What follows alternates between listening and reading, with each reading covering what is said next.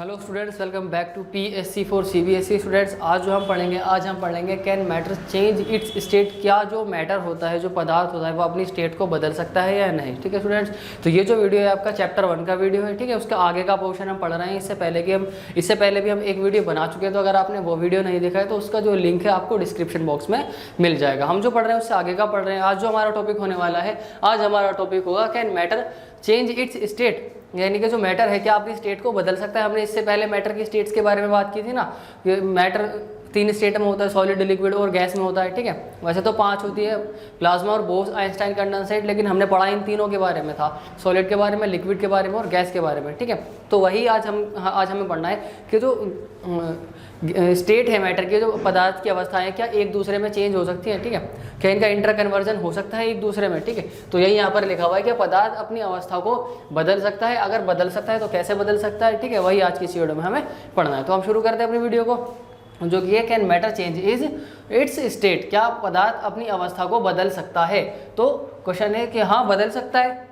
ठीक है, जो मैटर है वो अपनी स्टेट को बदल सकता है। किस तरीके से बदल सकता है। मैटर को हम 2 तरीकों से बदल सकते हैं। ठीक है, मैटर को 2 तरीकों से हम बदल सकते हैं। मैटर की स्टेट को हम 2 तरीकों से बदल सकते हैं। ठीक है, we can change the state of matter by 2 ways. ठीक है, हम मैटर की स्टेट को 2 तरीके से बदल सकते हैं। हम पदार्थ की अवस्था को 2 तरीकों से बदल सकते हैं। पहला है बाय चेंजिंग टेम्परेचर और दूसरा है बाय चेंजिंग प्रेशर। पहला तो हम टेम्परेचर को चेंज कर सकते हैं, उससे जो है स्टेट चेंज हो जाएगी। ठीक है, टेम्परेचर को कम कर दें, टेम्परेचर को बढ़ा दें तो स्टेट चेंज हो सकती है मैटर की। ठीक है, या फिर प्रेशर अप्लाई करें, अगर किसी भी मैटर पर प्रेशर अप्लाई करें तो उसकी भी क्या होती है, स्टेट चेंज हो सकती है। ठीक है, तो सबसे पहले हम टेम्परेचर को चेंज करके किस तरीके से मैटर की स्टेट को एक दूसरे में चेंज कर सकते हैं, पदार्थ की अवस्था को एक दूसरे में किस तरीके से बदल सकते हैं, वो देखते हैं सबसे पहले। ठीक है, तो देखते हैं बाय चेंजिंग टेम्परेचर, तापमान परिवर्तन करके, यानी कि तापमान में बदलाव करेंगे, तापमान को घटाएंगे, बढ़ाएंगे, और मैटर की जो अवस्था है, जो पदार्थ की अवस्था, उस पर क्या फर्क पड़ेगा वो देखते हैं। ठीक है, तो सबसे पहले लिखा हुआ effect of change of temperature. ठीक है, अगर टेम्परेचर चेंज करते हैं तो क्या प्रभाव पड़ता है, क्या फर्क पड़ता है। ठीक है, यहाँ पर लिखा हुआ है effect of change of temperature, यानी कि तापमान परिवर्तन का प्रभाव। अगर हम तापमान को परिवर्तित करते हैं तो क्या प्रभाव होता है। ठीक है, inter conversion of solid into liquid. अगर हमको सॉलिड को लिक्विड में चेंज करना है तो हमें क्या करना पड़ेगा। ठीक है, अगर हम सॉलिड को लिक्विड में चेंज करना चाहते हैं तो क्या करेंगे, या तो हम सॉलिड को हीट करेंगे, या फिर उसका टेम्परेचर बढ़ा देंगे, और क्या होगा, सॉलिड लिक्विड में कन्वर्ट हो जाएगा। ठीक है, बाय हीटिंग और इंक्रीजिंग द टेम्परेचर, या तो हीट करके या फिर टेम्परेचर बढ़ा के, तापमान बढ़ा करके we can convert a solid into liquid. एक सॉलिड को हम लिक्विड में बदल सकते हैं। किस तरीके से, टेम्परेचर को बढ़ा करके या फिर हीट करके, सॉलिड को हीट करके। ठीक है, ऊष्मा देकर, यानी कि हीट करके, ऊष्मा देकर या तापमान बढ़ाकर ठोस को द्रव में बदल सकते हैं।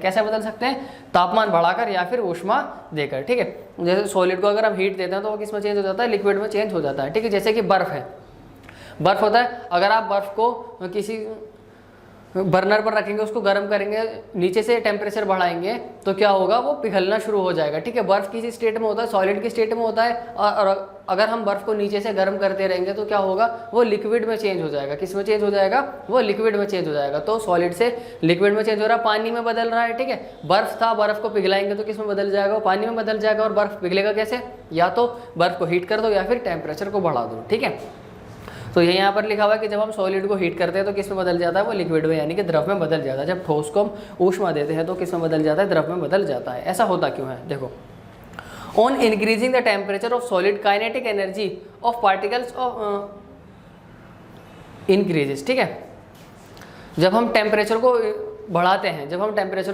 हैं, हीट को बढ़ाते हैं, तब क्या होता है, जो काइनेटिक एनर्जी होती है पार्टिकल्स की वो बढ़ जाती है। क्यों, क्योंकि हमने इससे पिछली वीडियो में बात की थी, जो काइनेटिक एनर्जी होती है वो क्या होती है, पार्टिकल के मूव करने की स्पीड होती है। ठीक है, और अगर हम टेम्परेचर को बढ़ा देंगे तो काइनेटिक एनर्जी बढ़ जाएगी, और अगर काइनेटिक एनर्जी बढ़ जाएगी तो क्या होगा, पार्टिकल के मूव करने की स्पीड भी बढ़ जाएगी। ठीक है, तो यही यहाँ पर लिखा हुआ है, on increasing the temperature of solid kinetic energy of particles also increases. ठीक है, अगर हम टेम्परेचर को बढ़ाएंगे तो क्या होगा, काइनेटिक एनर्जी भी बढ़ जाएगी, यानी कि जो कणों की जो गतिज ऊर्जा होगी वो भी बढ़ जाएगी। ठोस का तापमान बढ़ाने पर उसके कणों की गतिज ऊर्जा भी बढ़ जाती है। ठीक है, जैसे हम ठोस को बढ़ाएंगे, तापमान को बढ़ाएंगे, ठोस के तापमान को बढ़ाएंगे तो क्या होगा, उसके जो कण होंगे ठोस के, उनकी जो गतिज ऊर्जा होगी वो भी बढ़ जाएगी और वो और तेजी से गति करेंगे, और तेजी से मूव करेंगे वो, ठीक है। यहाँ पर लिखा हुआ है कि अगर हम टेम्परेचर इंक्रीज करते हैं तो क्या होता है, पार्टिकल जब वो बहुत तेज स्पीड से वाइब्रेट करते हैं, इधर उधर साइडों में टकराते हैं दूसरे पार्टिकल से बहुत ही तेजी स्पीड से।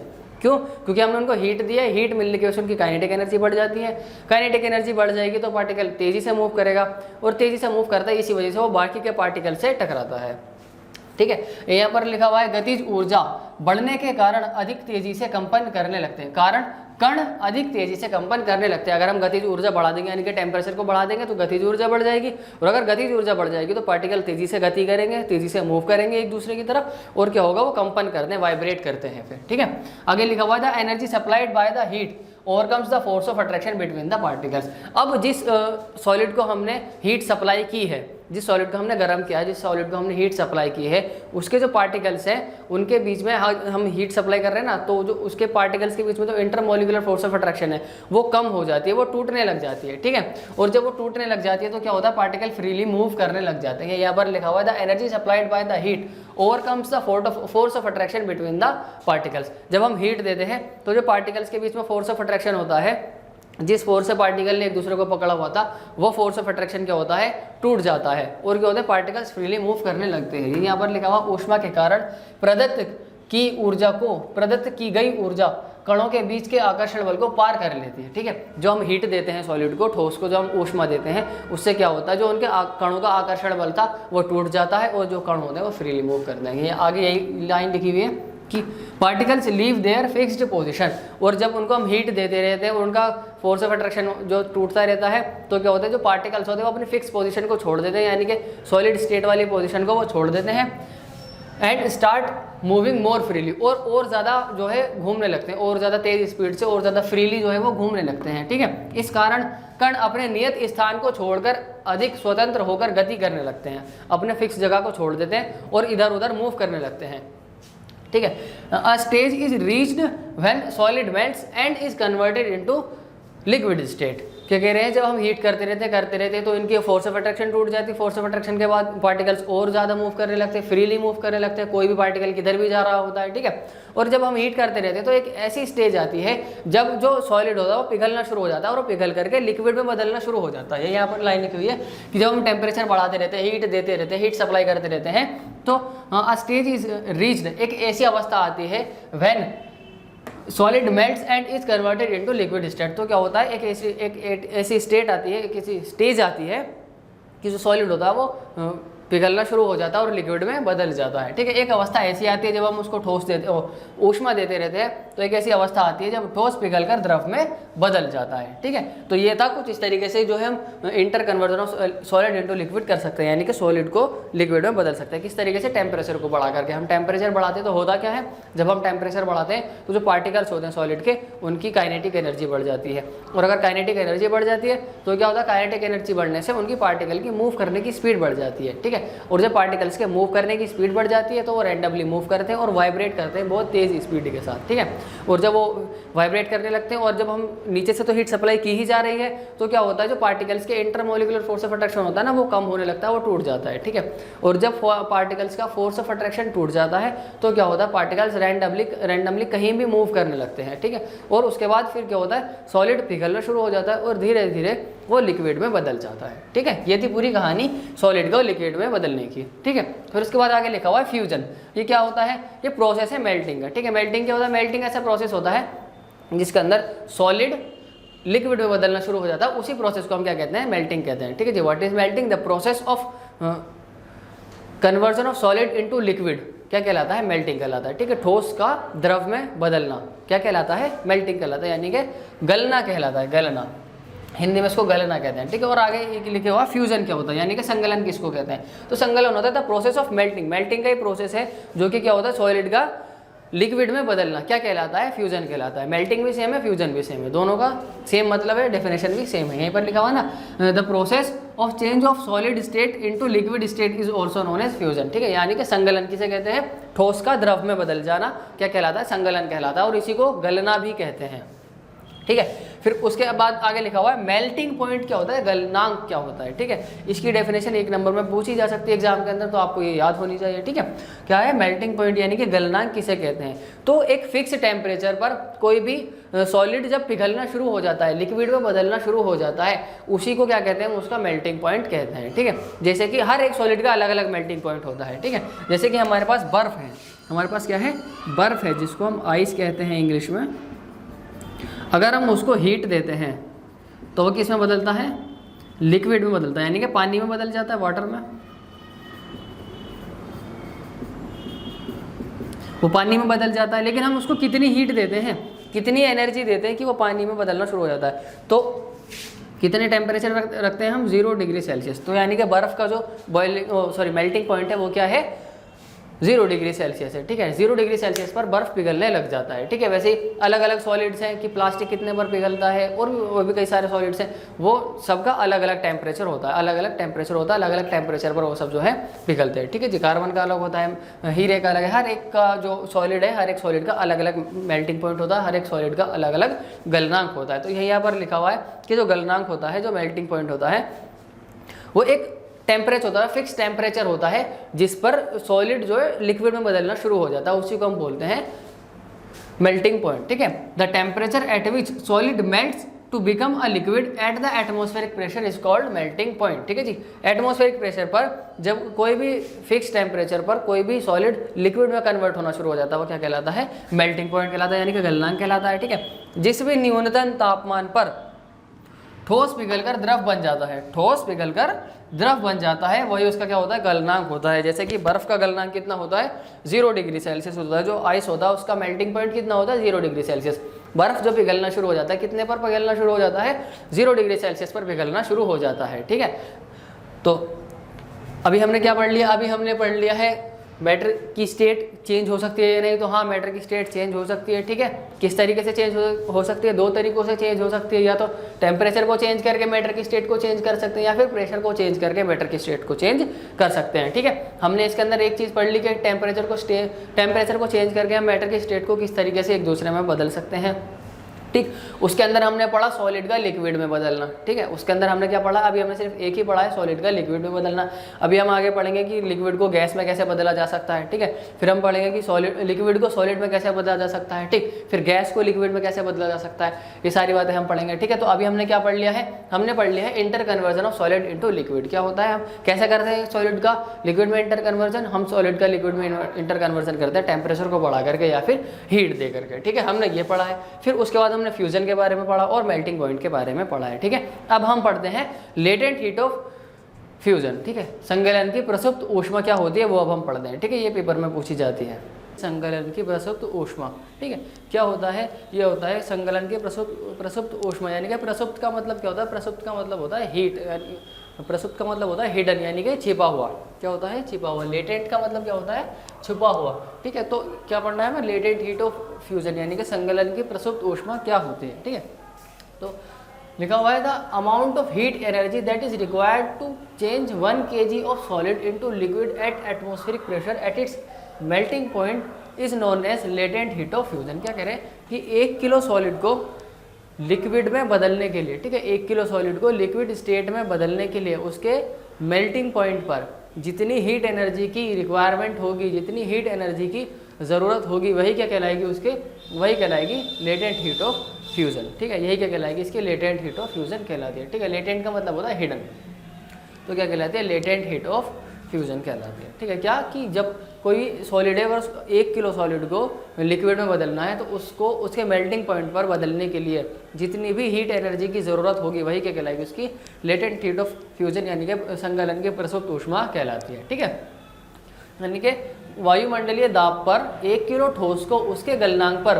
द्रव में बदलने के लिए जितनी ऊष्मीय ऊर्जा की आवश्यकता होती है, उसे संगलन की प्रसुप्त ऊष्मा कहते हैं। ठीक है, तो 1 किलो ठोस को अगर द्रव में बदलना है, तो 1 किलो ठोस को द्रव में बदलने के लिए जितनी हीट एनर्जी की, जितनी ऊष्मीय ऊर्जा की ज़रूरत होगी, वही क्या कहलाएगी, वही मात्रा क्या कहलाएगी, संगलन की प्रसुप्त ऊष्मा कहलाएगी। ठीक है, फिर उसके बाद हमारा अगला आता है inter conversion of liquid into gas, यानी कि द्रव का गैस में बदलना, लिक्विड का गैस में बदलना। इससे पहले हमने देखा था सॉलिड का लिक्विड में बदलना, अब हम देखेंगे लिक्विड का गैस में बदलना। ठीक है, लिक्विड को गैस में किस तरीके से बदल सकते हैं। ठीक है, तो लिक्विड को भी हम किस तरीके से बदल सकते हैं, टेम्परेचर को बढ़ाकर या फिर हीट देकर। ठीक है, बाय हीटिंग और increasing the temperature we can convert liquid into gas.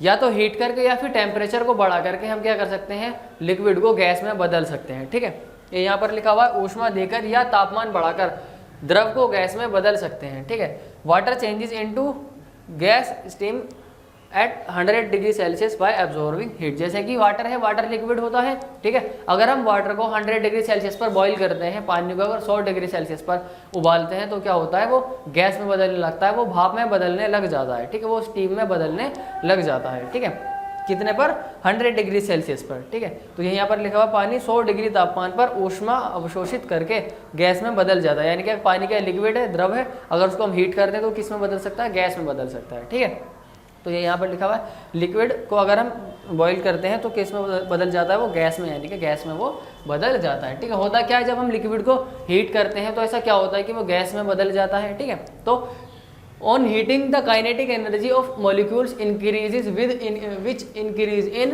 Temperature. ठीक है, क्या होता है कि जब हम लिक्विड को हीट कर रहे होते हैं तो लिक्विड के जो पार्टिकल्स होते हैं, लिक्विड के जो मॉलिक्यूल्स होते हैं, उनकी काइनेटिक एनर्जी जो होती है वो भी बढ़ जाती है। जब हम लिक्विड को हीट करते हैं, जब टेम्परेचर बढ़ाते हैं तो जो मॉलिक्यूल की काइनेटिक एनर्जी होती है वो भी बढ़ जाती है, और जिससे कि टेम्परेचर बढ़ जाता है, जिससे लिक्विड का टेम्परेचर बढ़ जाता है। ठीक है, और अगर टेम्परेचर बढ़ जाएगा तो क्या होगा, जो लिक्विड के इंटरमोलिकुलर फोर्स ऑफ अट्रैक्शन है, जो इंटरमोलिकुलर फोर्स ऑफ अट्रैक्शन मतलब जिससे कि उसके मॉलिक्यूल पास पास है, वो फोर्स क्या होती है, वो कम होने लगती है। ठीक है, अगर टेम्परेचर बढ़ेगा तो जो मॉलिक्यूल की इंटरमोलिकुलर फोर्स ऑफ अट्रैक्शन है वो क्या होगी, वो कम होने लग जाएगी। ठीक है, और अगर इंटरमोलिकुलर फोर्स ऑफ अट्रैक्शन कम होने लगेगी तो पार्टिकल्स रैंडमली मूव करने लगते हैं, और जब पार्टिकल्स रैंडमली मूव करने लगते हैं तो क्या होता है, लिक्विड गैस में धीरे धीरे बदलना शुरू हो जाता है। ठीक है, ये यहाँ पर लिखा हुआ है कि on heating the kinetic energy of molecules increases which increases temperature. क्या करें, जब हम हीट करते हैं तो क्या होता है, काइनेटिक एनर्जी मॉलिक्यूल की बढ़ जाती है। ठीक है, और अगर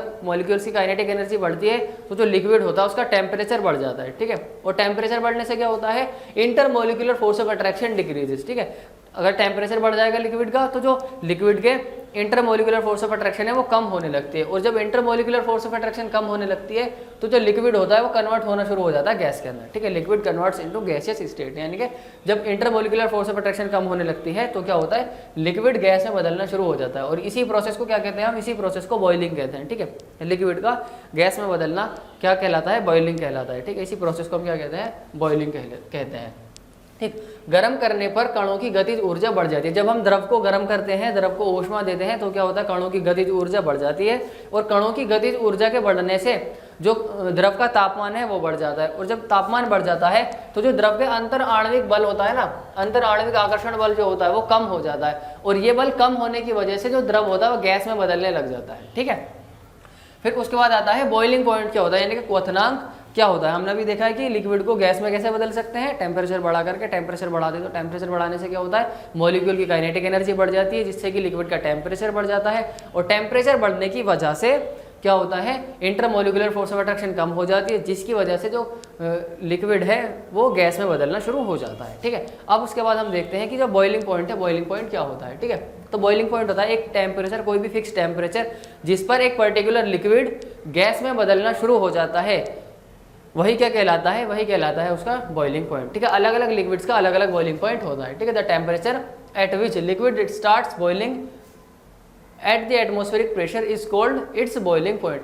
कोई भी फिक्स टेम्परेचर जिस पर कोई भी एक पर्टिकुलर लिक्विड से गैस में बदलने लग जाता है, वही क्या कहलाता है, उसका बॉइलिंग पॉइंट कहलाता है। ठीक है, जो अलग अलग लिक्विड्स होते हैं तो उनका बॉइलिंग पॉइंट भी अलग अलग होता है। जैसे कि वाटर है, वाटर का बॉइलिंग पॉइंट 100 होता है, लेकिन जो ऑयल होगा, ऑयल का बॉइलिंग पॉइंट कुछ और होगा। ठीक है, और जो पेट्रोल होगा, पेट्रोल का बॉइलिंग पॉइंट कुछ और होगा, और जो कैरोसिन होगा, कैरोसिन का बॉइलिंग पॉइंट कुछ और होगा। तो ये सब लिक्विड्स ही हैं, लेकिन इन सबका जो बॉइलिंग पॉइंट है वो सब अलग अलग है। ठीक है, तो अलग अलग लिक्विड्स का बॉइलिंग पॉइंट भी क्या होता है, अलग अलग होता है। ठीक है, बॉइलिंग पॉइंट को हिंदी में कहते हैं क्वथनांक। तो वायुमंडलीय दाब पर वह तापमान जिस पर द्रव उबलने लगता है वही क्या कहलाता है, इसका क्वथनांक कहलाता है। ठीक है, तो कोई भी तापमान, फिक्स तापमान जिस पर कोई भी एक द्रव है जो उबलने लग जाता है, उबलने का मतलब है वो गैस में बदलना शुरू हो जाता है, वही क्या कहलाता है, उसका बॉइलिंग पॉइंट कहलाता है। ठीक है, बॉइलिंग और वेपराइजेशन, बॉइलिंग पॉइंट पर पढ़ लिया, बॉइलिंग पॉइंट क्या होता है, फिर उसके बाद आता है बॉइलिंग और वेपराइजेशन, दोनों सेम है। ठीक है, उबलना या फिर वाष्पीकरण, दोनों का मतलब सेम होता है। ठीक है, क्या होते हैं, ये प्रोसेस होता है, ये एक ऐसा प्रोसेस होता है, बॉइलिंग या फिर वेपराइजेशन एक ऐसा प्रोसेस होता है जिसके अंदर जो लिक्विड होता है वो गैस में बदलना शुरू हो जाता है। ठीक है, और इसी प्रोसेस को क्या कहते हैं, बॉइलिंग या फिर इवेपोरेशन कहते हैं। ठीक है, जैसे यहाँ पर लिखा हुआ है the process due to which a liquid changes into gaseous state by absorbing heat energy is called vaporisation. ठीक है, एक ऐसा प्रोसेस जिससे कि जो लिक्विड है वो हीट एनर्जी को एब्जॉर्ब करता है और गैस में बदल जाता है, वही प्रोसेस क्या कहलाता है, वेपराइजेशन या फिर बॉइलिंग कहलाता है। ठीक है, बॉइलिंग पॉइंट नहीं, सिर्फ बॉइलिंग कहलाता है। ठीक है, फिर उसके बाद है वह प्रक्रिया जिसके द्वारा एक द्रव ऊष्मा को अवशोषित करता है, ऊष्मा को यानी हीट एनर्जी को एब्जॉर्ब करता है, ऊष्मा को अवशोषित करके गैस में बदल जाता है, वही क्या कहलाता है, वाष्पीकरण या फिर उबलना कहलाता है। ठीक है, फिर उसके बाद आता है कंडेंसेशन, क्या होता है, यानी कि संघनन। कंडेंसेशन इसका उल्टा होता है। ठीक है, कंडेंसेशन क्या होता है, the process due to which a gas changes into liquid state by giving heat energy is called condensation. ठीक है, क्या कह रहे हैं कि कोई भी एक ऐसा प्रोसेस होता है जिसके अंदर जो गैस होती है, गैस के जो पार्टिकल है वो हीट एनर्जी को दे देते हैं, निकाल देते हैं अपने अंदर से और लिक्विड में बदल जाते हैं, इसी प्रोसेस को क्या कहते हैं, हम कंडेंसेशन कहते हैं। यहाँ पर लिखा हुआ द प्रोसेस ड्यू टू विच, वो प्रोसेस जिसकी वजह से एक गैस चेंज हो जाती है लिक्विड के अंदर, ठीक है, हीट एनर्जी को दे करके, वही क्या कहलाती है, कंडेंसेशन कहलाती है। ठीक है, वह प्रक्रिया जिसके द्वारा गैस ऊष्मा ऊर्जा को देकर, ऊष्मा ऊर्जा को अपने अंदर से ऊर्जा को निकालकर द्रव अवस्था में बदल जाती है, गैस से द्रव में बदल जाती है, वो क्या कहलाता है, वही प्रोसेस क्या कहलाता है, वही प्रक्रिया क्या कहलाती है, संघनन कहलाती है। ठीक है, फिर उसके बाद आता है लेटेंट हीट ऑफ वेपराइजेशन। जैसे हमने लेटेंट हीट ऑफ फ्यूजन के बारे में पढ़ा था, वैसे ही लेटेंट हीट ऑफ वेपराइजेशन के बारे में पढ़ना, दोनों सेम ही है। ठीक है, लेटेंट हीट ऑफ फ्यूजन क्या था कि 1 किलो सॉलिड को लिक्विड में बदलने के लिए, उसके मेल्टिंग पॉइंट पर लिक्विड में बदलने के लिए जितनी हीट एनर्जी की रिक्वायरमेंट होती है, वही क्या कहलाती है, वही उसकी लेटेंट हीट ऑफ फ्यूजन कहलाती है। वैसे ही लेटेंट हीट ऑफ वेपराइजेशन है कि 1 किलो द्रव को, 1 किलो लिक्विड को गैस में बदलने के लिए उसके बॉइलिंग पॉइंट पर जितनी हीट एनर्जी की जरूरत होती है, वही उसकी क्या कहलाती है, लेटेंट हीट ऑफ वेपराइजेशन, यानी कि वाष्पीकरण की प्रसुप्त ऊष्मा कहलाती है। ठीक है, the amount of heat energy that is required to change 1 kg of liquid into gaseous state at atmospheric pressure at its boiling point is known as latent heat of vaporization। ठीक है, 1 किलो लिक्विड को द्रव में बदलने के लिए उसके boiling point पर जितनी भी हीट एनर्जी की रिक्वायरमेंट होती है, जितनी भी हीट एनर्जी की ऊष्मा ऊर्जा की जरूरत होती है, वही क्या कहलाती है, उसकी लेटेंट हीट ऑफ वेपराइजेशन कहलाती है। ठीक है, यहाँ पर लिखा हुआ है नीचे हिंदी में कि वायुमंडलीय दाब पर 1 किलो द्रव को उसके क्वथनांक पर गैस में बदलने के लिए जितनी भी ऊष्मीय ऊर्जा की आवश्यकता होती है, वही क्या कहलाती है, वाष्पीकरण की प्रसुप्त ऊष्मा कहलाती है। ठीक है, फिर उसके बाद आगे आता है सब्लिमेशन क्या होता है, यानी कि ऊर्ध्वपातन क्या होता है। ऊर्ध्वपातन होता है direct change, direct conversion of solid का गैस में डायरेक्ट बदल जाना। पहले क्या होता है, पहले अगर हम सॉलिड को हीट करेंगे तो वो लिक्विड में चेंज होगा, और लिक्विड को हीट करेंगे तो गैस में चेंज होगा। तो क्या होता है, तो पहले सॉलिड से लिक्विड बनता है और लिक्विड से गैस बनता है। लेकिन सब्लिमेशन यानी कि ऊर्ध्वपातन एक ऐसा प्रोसेस होता है जिससे कि जो सॉलिड होता है वो डायरेक्ट गैस में बदल जाता है। ठीक है, जो ठोस होता है वो डायरेक्ट इसमें बदल जाता है, गैस में बदल जाता है। ये यहाँ पर लिखा हुआ है a change of directly from solid to gas without change in liquid. ठीक है, सॉलिड का डायरेक्ट गैस में बदलना, लिक्विड में बदले बिना ही। ठीक है, या फिर इसका उल्टा, मतलब कि गैस का लिक्विड में, गैस का सॉलिड में बदल जाना क्या कहलाता है, सब्लिमेशन कहलाता है, ऊर्ध्वपातन कहलाता है। ठीक है, यानी कि जैसे कि कोई सब्सटेंस है जो कि डायरेक्ट सॉलिड से गैस में बदल सकता है और गैस से सॉलिड में बदल सकता है, तो उस प्रोसेस को, जिस प्रोसेस से सॉलिड डायरेक्ट गैस में और गैस डायरेक्ट सॉलिड में बदल रही है, वही प्रोसेस क्या कहलाता है, सब्लिमेशन कहलाता है। ठीक है, ऊर्ध्वपातन कहलाता है। ठीक है, वही नीचे लिखा हुआ है कि द्रव अवस्था में परिवर्तित हुए बिना ठोस अवस्था से सीधे गैस अवस्था में बदलने की प्रक्रिया को ऊर्ध्वपातन कहते हैं। ठीक है, जब कोई ठोस है, ठीक है, वो ठोस द्रव अवस्था में बदले बिना ही डायरेक्ट गैस में बदल गया। ठीक है, डायरेक्ट गैस में बदल गया, ठोस से डायरेक्ट गैस में बदल गया, तो उस प्रक्रिया को क्या कहते हैं, हम ऊर्ध्वपातन कहते हैं। और अगर इसका उल्टा हो रहा हो, यानी कि गैस से ठोस में बदल रहा हो, गैस से ठोस में बदल रहा हो, तो उसको कहते हैं हम निक्षेपण। ठीक है, अगर कोई ठोस है वो डायरेक्ट गैस में बदल रहा है तो उसको क्या कहते हैं हम, ऊर्ध्वपातन। और अगर कोई गैस डायरेक्ट ठोस में बदल रही है तो उसको क्या कहते हैं, उसको हम निक्षेपण कहते हैं। ठीक है, नीचे यही लिखा हुआ है कि और गैस से सीधे ठोस बनने की प्रक्रिया को क्या कहते हैं, निक्षेपण कहते हैं। ठीक है स्टूडेंट्स, तो ये हमने पढ़ा है अभी किसके बारे में, सब्लिमेशन के बारे में। तो आज हमने क्या क्या पढ़ा है, आज हमने पढ़ा है लेटेंट हीट ऑफ फ्यूजन के बारे में, आज हमने पढ़ा है inter conversion of liquid into gas, यानी कि लिक्विड को गैस में कैसे बदल सकते हैं। ठीक है, फिर उसके बाद हमने बॉइलिंग के बारे में जाना है, बॉइलिंग पॉइंट के बारे में जाना है, बॉइलिंग और वेपराइजेशन के बारे में जाना है, यानी कि उबलना और वाष्पीकरण किसे कहते हैं ये हमने जाना था। कंडेंसेशन संघनन के बारे में पढ़ा है, लेटेंट हीट ऑफ वेपोराइजेशन यानी वाष्पीकरण की प्रसुप्त ऊष्मा के बारे में हमने पढ़ा है। ठीक है, और सब्लिमेशन यानी कि ऊर्ध्वपातन क्या होता है, निक्षेपण क्या होता है, ये आज की वीडियो में हमने पढ़ा है। ठीक है स्टूडेंट्स, तो आज की वीडियो में सिर्फ इतना ही रखते हैं, मिलेंगे आपसे नई वीडियो में, तब तक के लिए पढ़ते रहिए। और अगर आप इस चैनल पर नए हैं तो चैनल को सब्सक्राइब कीजिए, वीडियो को लाइक कीजिए, कमेंट करके बताइए आपको वीडियो कैसा लगा, और वीडियो को अपने दोस्तों के साथ जरूर शेयर कीजिए।